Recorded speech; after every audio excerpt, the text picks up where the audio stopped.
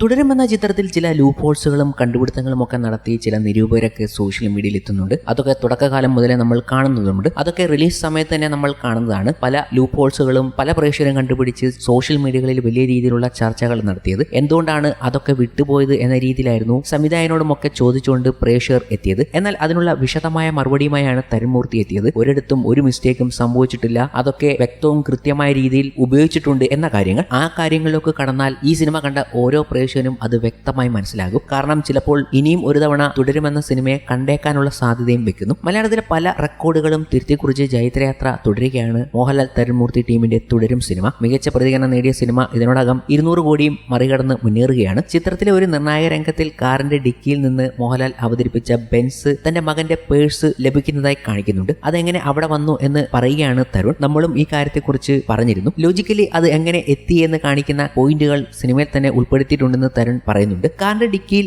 എങ്ങനെ പേഴ്സ് വന്നു എന്നതിന് ഉത്തരം സിനിമയിൽ തന്നെയുണ്ട്. ബെന്നി എന്ന പോലീസുകാരൻ ബെൻസിനെയും സുധീഷിനെയും എല്ലാവരെയും അന്വേഷിച്ച് നടക്കുന്ന സീനിൽ കുട്ടിച്ചന്റെ വർക്ക്ഷോപ്പിൽ ചെല്ലുന്നുണ്ട്. അവിടെ ടിവിയിൽ ന്യൂസ് ബുള്ളറ്റ് പോകുന്നുണ്ട്. ആ വാർത്തയിൽ വളരെ കൃത്യമായി പറയുന്നുണ്ട് ചാക്കിൽ നിന്നും കിട്ടിയ യൂണിഫോമിന്റെ അവശിഷ്ടങ്ങളിൽ നിന്ന് പോലീസ് അന്വേഷണം തുടങ്ങി എന്ന് പറയുന്നുണ്ട്. അപ്പോൾ അതിനർത്ഥം ചാക്കിൽ ബോഡിക്കൊപ്പം അവർ യൂണിഫോമും ഒളിപ്പിച്ചിട്ടുണ്ട്. അവസാനം ബോഡി വലിച്ച് കൊണ്ടുപോകുന്ന ബെന്നി യൂണിഫോം കൂടെ കൊണ്ടുപോകുന്നുണ്ട്. ഞാൻ ഇതേ ചാക്കിനകത്ത് യൂണിഫോം ഇട്ടു എന്ന് പറയുന്ന തരത്തിൽ ഒരു സ്പൂൺ ഫീഡിംഗ് വേണ്ട എന്ന് തോന്നി. സിനിമയിൽ പല സ്ഥലങ്ങളിലും അത് ഇട്ടിട്ട് കൊടുത്തിട്ടുണ്ട്. പിന്നെ പേഴ്സ് പുറത്തു വന്നത് എങ്ങനെ? ബോഡി കൊണ്ടുപോകുമ്പോൾ ചാക്ക് കീറിയിട്ടുണ്ട്, അതിൽ നിന്നാണ് കാല് പുറത്തേക്ക് വന്നത്. അപ്പോൾ അതിനകത്ത് ഒരു ഊട്ടയുണ്ട് എന്ന് വളരെ വ്യക്തമാണ്. തരുൺ പറയുന്ന വാക്കുകൾ ഇതായിരുന്നു. ഇതുകൂടാതെ മറ്റു ചില കാര്യങ്ങൾ കൂടി തരുൺ ഈ ഒരു അഭിമുഖത്തിൽ പറയുന്നുണ്ട്. മണിയനെ അന്വേഷിച്ച് അവന്റെ വീട്ടിൽ ചെല്ലുന്ന നമ്മളെല്ലാം ചിരിച്ച സീനാണ്. എല്ലാം കഴിഞ്ഞിട്ട് ലാലേട്ടൻ മണിയന്റെ അമ്മയുടെ അടുത്ത് വന്ന് ചോദിക്കും, മണിയന്റെ അമ്മേ എന്റെ വണ്ടി, അതിന് ഇറങ്ങിപ്പോടാ എന്ന് പറയുമ്പോൾ പുള്ളി അങ്ങ് പോകും. അങ്ങനെ പോണ പോക്കിൽ മണിയന്റെ അമ്മയുടെ ഒരു പ്രാക്കുണ്ട്, നീയും നിന്റെ വണ്ടിയും നശിച്ച് നാറാണക്കല്ല് എടുക്കുമടാ എന്ന്. ആ പ്രാക്കിന്റെ ഒരു പെർസ്പെക്റ്റീവിൽ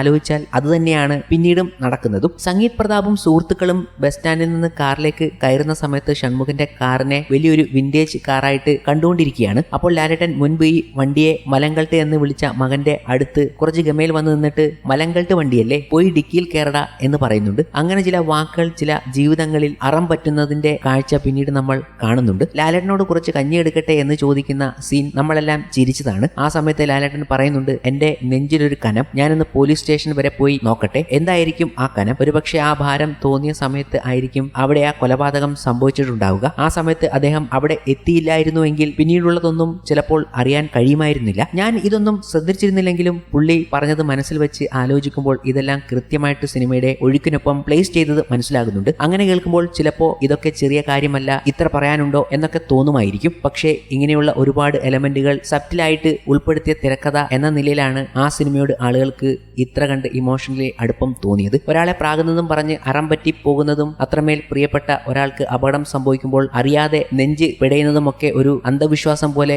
കരുതുന്നവർ ഉണ്ടാകാം. പക്ഷേ യഥാർത്ഥ ജീവിതത്തിൽ ഭൂരിപക്ഷം മലയാളികളും ചിന്തിക്കുന്നത് ഇത്തരം വിശ്വാസങ്ങളോടെ ആണ്. അതിനെ വളരെ നാച്ചുറൽ ആയിട്ട് അവർ സ്ക്രീനിൽ കാണിച്ചു തന്നു. അതിന് കൈയടിക്കുകയാണ് ഇപ്പോൾ പ്രേക്ഷകർ. ഈ കാര്യങ്ങൾ തരുൺ മൂർത്തി വിശദമാക്കുമ്പോൾ എന്ത് പെർഫെക്റ്റ് ആണ് അതിന്റെ സ്ക്രിപ്റ്റിംഗ് എന്നതും പ്രേക്ഷകർ ഇപ്പോൾ ചർച്ച ചെയ്യുകയാണ്.